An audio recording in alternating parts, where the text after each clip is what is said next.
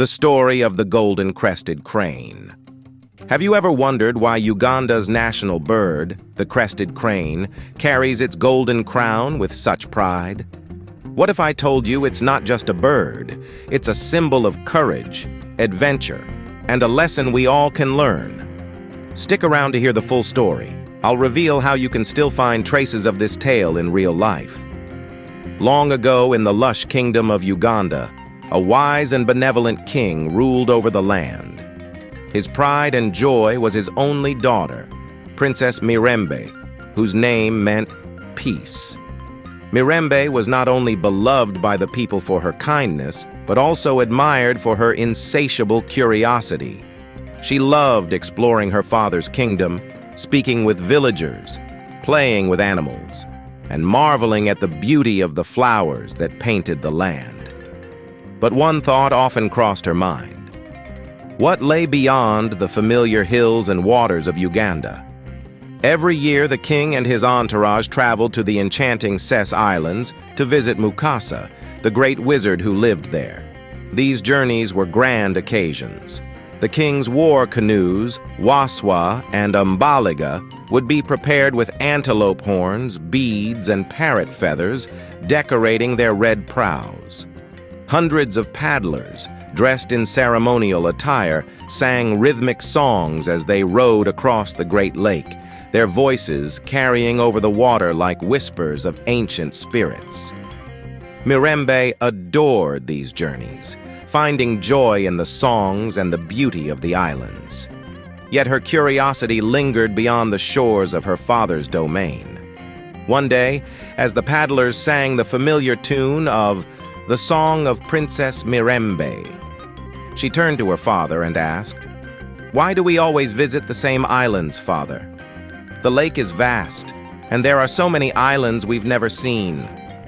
The king smiled, though there was a trace of caution in his voice.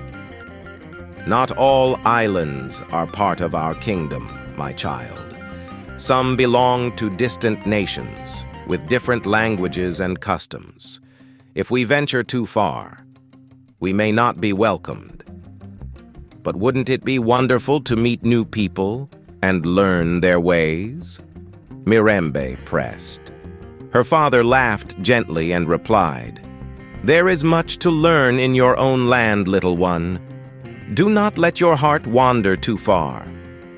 Though the king's words were meant to comfort her, they only deepened Mirembe's curiosity.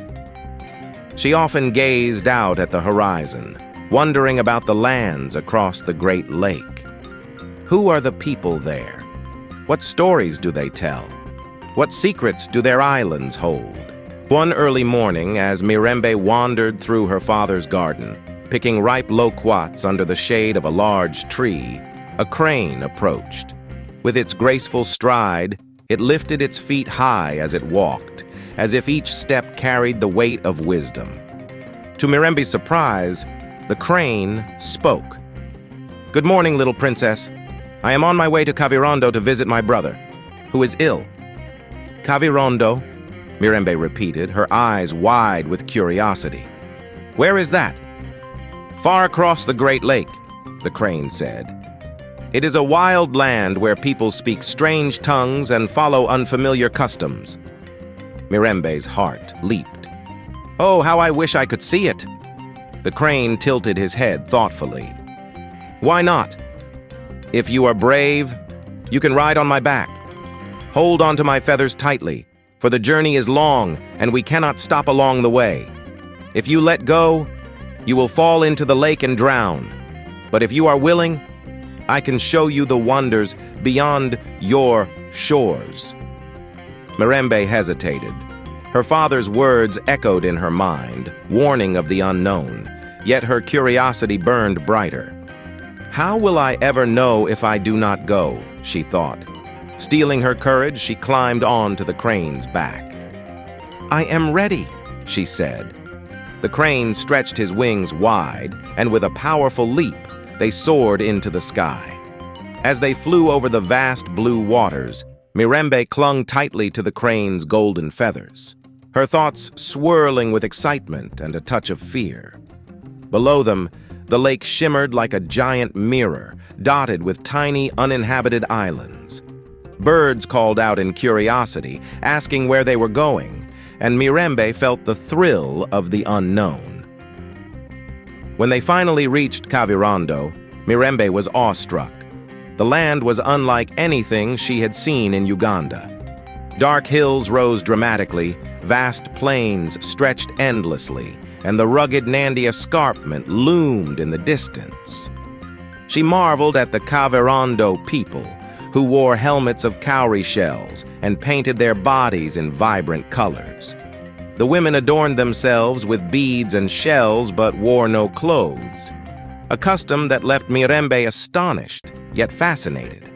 They are so different, yet their laughter and joy feel so familiar, she thought. How much there is to learn in this world. As she sat in a cool crevice of a rock, watching the Kavirondo people go about their lives, Mirembe felt a mix of emotions. The land was beautiful, but it lacked the lush greenery, banana gardens, and songs of her homeland. A thought began to grow in her mind. Home is not just a place. It is a feeling, a melody that lives in the heart. When the crane returned, he said, "It is time to go, little princess. Your father will be waiting." As they soared back toward Uganda, the setting sun bathed the landscape in gold. The sight of her homeland filled Mirembe's heart with joy. She laughed, tears of happiness streaming down her cheeks. "My beautiful Uganda," she exclaimed, "I shall never wish to leave you again." When they arrived at the palace, Mirembe ran to her father and told him of her adventure. The king listened in awe, both proud of her bravery and relieved she was safe. Turning to the crane, he said, "You have protected my daughter and shown her the wonders of the world. As a token of my gratitude, I shall give you a golden crest tipped with black, so you and your descendants will always be honored." From that day, every crane bore the golden crest, a symbol of courage, wisdom, and the bonds between worlds. Here's the extra value in this tale. If you ever visit Kavirondo, look closely. You might still find the rock where Mirembe rested, now a landmark along the path from Kisumu to Mumias. It's a reminder that courage often leads to the greatest discoveries. Do you think Mirembe's journey was worth the risk? Let me know your thoughts. And remember, sometimes stepping out of your comfort zone helps you appreciate the treasures you already have.